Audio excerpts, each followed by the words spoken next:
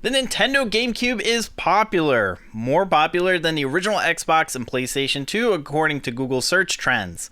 And as such, game collecting for the Gamecube is pretty pricey, but the prices are starting to settle down, and I think that these trends can tell us a lot about the future of the game collecting market in general.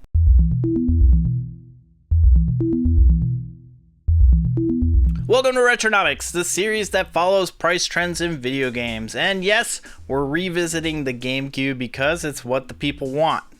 The past 2 years, video game prices have exploded, and GameCube was one of the bigger systems that exploded in price. It was a perfect storm for it too. The system was about to turn 20 years old, and the pandemic caused anything collectible to increase in price. So, game prices rose a lot for the GameCube. But the good news is that game prices are slowing down and in some cases even dropping. But if you were hoping that they were going to go to pre-pandemic levels, well, I got some bad news for you. Before we get into some stats, here's how Retronomics works. I get all of my pricing from PriceCharting.com and take a look at eBay's sold and current listings to determine if the prices will go up, down, or stay the same. So if you like these types of videos, give the video a like and share it with those who might find it interesting, and subscribe if you haven't already.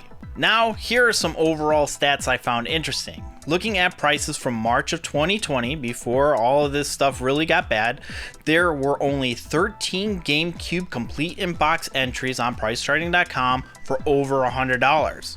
Now, there are 71 items over $100, and 283 GameCube items listed on PriceCharting.com have increased over 100% since March of 2020. And the game that has increased the most in the past 2.5 years? Disney Sports Basketball, which increased over $500. And here are the top 10 that have increased since March of 2020. Now, let's get into some game forecasting. First up is Cubivore, and I think it's safe to say at this point the price will continue to rise steadily over time. It's already risen about 5% since my last video, and when you have a game that's over $500, most people who buy it at that price probably aren't looking to sell it at a loss and can actually afford to hold on to it until somebody is willing to pay the price that they're looking for. eBay is showing a lot more graded copies as well, which I think that we're going to see a bit more of. Good thing is that most people feel that those graded prices are way too expensive. I said 4 months ago to buy it at the price that you're comfortable with, and if you have the money, buy it now. Rally Championship is cooling off about 20% since my last video, which is interesting because the last video was on the rise, but now I'm seeing complete copies with the manual for way less than what Price Charting has it listed for. And they're in decent condition as well. Not super minty, but still, that's good to see. This is a third of the sales as Cubivore, and I think that we'll see more games like this one continue to settle down in price, especially since it's been at least a month since the last completed sold listing. I think you can afford to wait for the price that you want on this one. In the last video, I predicted that Sonic Adventure 2 Battle would drop in price, and I was correct. It dropped significantly since its peak in May, 32% in fact. Most likely due to the hype around the Sonic the Hedgehog movie, and that's great for everybody because I think that Sonic Adventure games are really good despite some of the clunky characters that aren't Sonic and Shadow. Anyway, it's a great game for the GameCube, so I would suggest picking it up if you come across the price starting price, especially since the Dreamcast version is fetching over $100. Yikes. Ikaruga has dropped in price as well, but only 11%, with a handful of copies available complete and in good condition for less than $80. I think that this game will fluctuate from time to time just based on the sold listings that I'm seeing. Honestly, if you haven't picked this game up, what are you waiting for? Like I mentioned in the last video, the Switch copy isn't getting any cheaper either, so I don't think that that will affect the GameCube version price. Mario Kart Double Dash has remained consistent for a while now, bouncing between $60 and $75, and it has dropped 11% since my last video, and eBay has a couple of sold listings complete with the manual available in that price range, so I think that it is safe to say that this will continue to be in that price range. I also think that it's safe to say that we won't be seeing any GameCube ports to the Nintendo Switch anytime soon, so if you're waiting for a Switch port, keep dreaming. Pokemon XD Gale of Darkness is a game that probably will never drop in price. It's been hard to find for a while, and the popularity of the Pokemon franchise will keep that price where it is. I don't really have a lot to say about this game. It's risen about 5% since my last video, which is about the same as Cubivore, but then again, Cubivore is more expensive. Speaking of expensive, Disney Sports Basketball is never going to drop in value. Quote me on that one. This game doesn't show up often, and the last copy went for $1,400. So it's not like there's a shortage of people looking to drop huge numbers on one of the rarest games for the system. This is truly a game reserved for completionists and those who have money to burn. Beach Spikers is still rising in value, but it's still affordable for now. I don't think it'll spike wildly in value, but as time goes on, the price will steadily increase, and since the last video, it's raised about $2 or 8% of its initial value. It's a fact of the world that things are getting expensive, and retro video games have been expensive for a while, so I would buy it now as it is one of the cheaper games on this list. Geist has been going up and down since my last video, and it's creeping back up. Officially on price charting, it hasn't gone over $50, but that doesn't mean that you can buy it for that amount.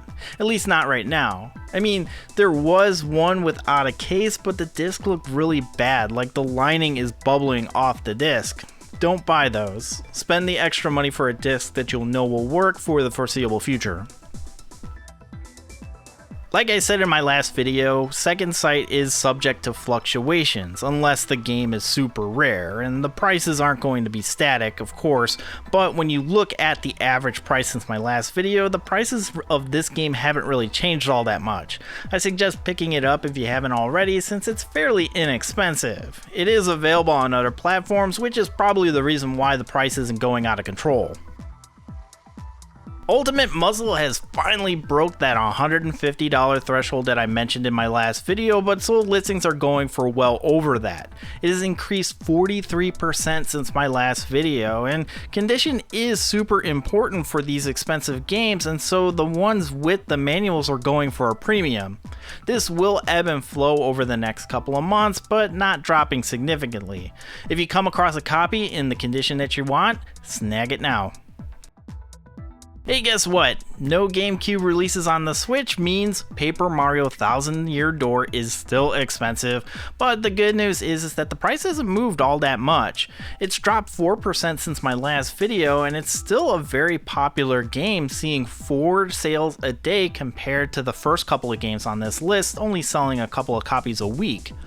There is some even with open bids, which is always nice to see, and I don't think that the price will drop anytime soon, but I don't think that it'll spike either, so buy now or wait. I think it's safe to say that now is a good time to buy F-Zero GX. Like I mentioned in my previous video, the price has been fluctuating between $70 and $80, and that hasn't changed too much. I still wish that we would see a new entry in the franchise, but this game is pretty difficult, and man, does it run so smooth on the GameCube. If you haven't bought it by now, I highly recommend tracking down an affordable copy. And speaking of affordable copies, Super Mario Sunshine is the lowest it's been in 5 years. Let that sink in for you. I think that a lot of people gave it a shot, then realized that it hasn't aged all that great, and the Mario 3D All-Stars satisfied that itch. I still think it's an okay game, but yeah, it's not my favorite 3D Mario.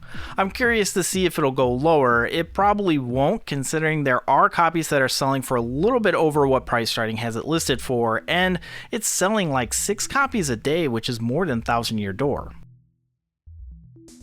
In the last video, I said that Eternal Darkness would remain consistent in its current price, and that's more or less true.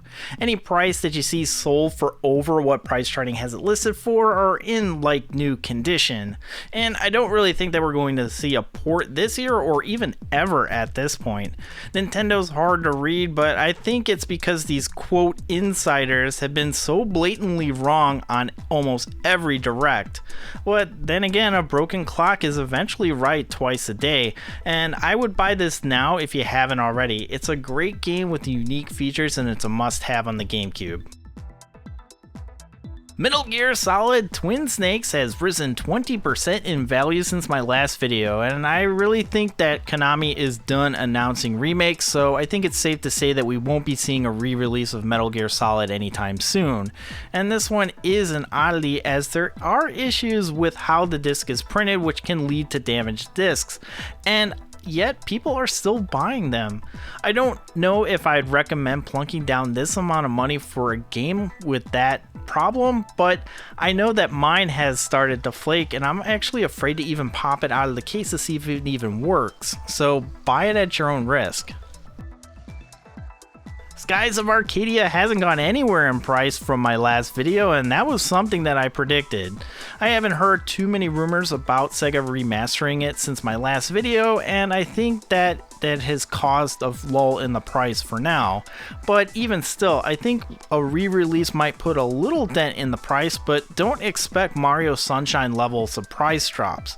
Skies of Arcadia wasn't a huge super seller when it was released, so copies might still be hard to find from here on out. Super Smash Bros. Melee has a new baseline price. The will they won't they saga between Nintendo and the Smash community has been resolved for now, so the popularity of the game will start to rise up again, but like I mentioned in the video last time, this is one of the best selling titles for the GameCube, so fluctuations aren't as severe as they are with rarer games, and you know, a lot of the Smash community emulates this game anyway. Alright, let's talk about some rare games for a change, and Chibi Robo is, surprise, still expensive and probably won't drop in value anytime soon. It's got a cult following and one of those games that if you were a kid during the GameCube era, you probably wanted to add this to your collection. I personally don't care for the game, but I can't bring myself to sell my copy. Maybe I should, but anyway, eBay does have open bid auctions from time to time, which is always nice since the market has been borked mainly because of the buy it now option.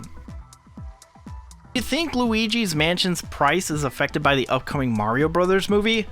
Maybe, but it is crazy to think that this game is expensive as it is, a launch title with a player's choice, but then again it's not on the Switch, so it's going to be pricey, and we're in the spooky season where this game shines. It's a fun game and I hope you picked it up before the price started to creep up. It'll ebb and flow like this for the next year, as I think that this is now the new baseline, unfortunately. Hey, remember when everyone said Twilight Princess would be coming to the Switch? Well, unfortunately it still hasn't happened, and like I said in my previous video, it's overpriced in my opinion, but people keep paying the price. I'd say go for the cheaper ones, but they're all missing the manuals, and why is that?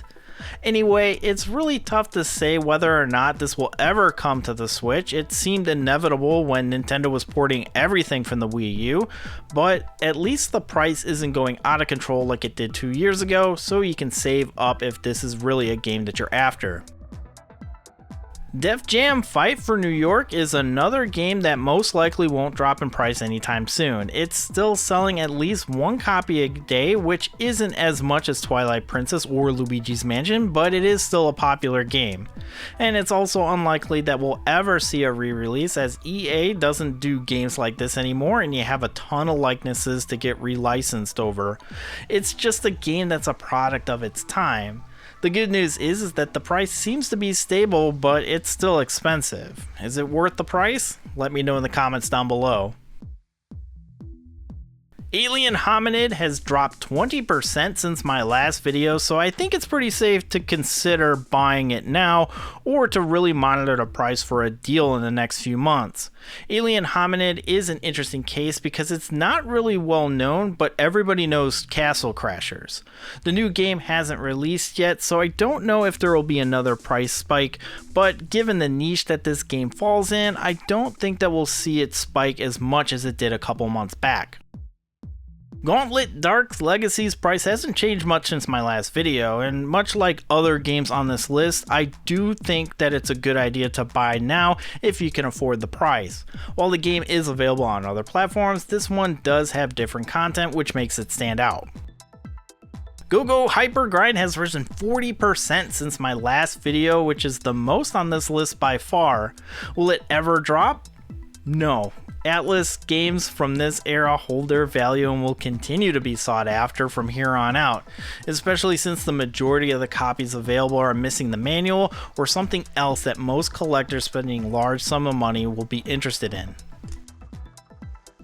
Looks like Metal Arm's glitch in the system's popularity has waned a little bit because the price has dropped about 20% since my last video, which is great if you were waiting for an opportunity to add this to your collection. Even copies on eBay are pretty reasonable, but if you are patient, there are still some deals to be had, so buy it now or wait. Fire Emblem Path of Radiance has remained about the same price, dropping about 4% in value since my last video, and that's kinda typical for this price trend since the beginning of the year. I mentioned in my last video that I didn't think that the price would fluctuate too much, so if you have deep pockets and are a big Fire Emblem fan, consider picking this up because it doesn't seem likely that it will be released anytime soon. Warioware Mega Party dropped 14% since my last video, but sold listings are in between May's price and today's price, so I think that we're going to see some fluctuations, but nothing too extreme. I think today is a good time to buy if this has been on your list for a while. In my last video, I said Super Mario Strikers would probably be affected if Super Mario Strikers for the Nintendo Switch didn't land the way that people were expecting. And apparently people are content with Battle League because the price of Super Mario Strikers for the Gamecube has dropped 32% since the last video, but there are still copies listed for way over that. And that's probably because most of the cheaper copies have been sold already. I suggest waiting it out for a price that you're comfortable with because we might see it drop further. Kao the Kangaroo Round 2 has more or less stayed the same price since my last video, and there are some copies for around the same price that's listed on price charting. Given the sales of this game, which is one a week, I think that we'll see the price remain the same for the foreseeable future or even drop a couple of dollars. These hidden gem games that got affected by the popularity of the other entries in the series don't really get that much traction unless the series really pops off, which it doesn't look like KO has. Sorry to all you KO fans out there. So, as you can see, game prices are still high and they will remain high, but we are seeing fewer and fewer spikes, and in some cases prices are dropping more than 20% from even a couple of months ago. I have a feeling that in the next 5 months when I do a follow-up video, you're not going to see a significant difference in price. Sure, there will be spikes, but across the board, like we saw between 2020 and 2022, it's going to be less and less likely. And I do think that it's going to be common among other systems. The video I did before this one on the Sega Genesis saw roughly the same thing. Complete and box prices are finally settling down and will be as predictable as they were in 2019. Unfortunately, I do think that the most expensive games on this list are going to be expensive from here on out, and if you missed the prices when they were before the pandemic, you missed them for good. But the game prices that are under $100 might have the potential to drop a bit, especially if they weren't popular before the pandemic. So will GameCube collecting finally be affordable? Well, affordable is kind of the wrong word to use here. Obtainable is something that I'd use. I think that we're finally going to be able to save up and buy games that we want without it running away from you, at least for common games. So that's going to do it for this video. Let me know what you think in the comments down below. Are GameCube games and prices in general finally in a groove, or will there be another great upheaval that will make this video age like milk? If you're new here, consider subscribing for future content, and you can follow me on Twitter and Instagram at SnickTendo. Thanks so much for watching. I'm Super Nintendo, and I'll see you next time.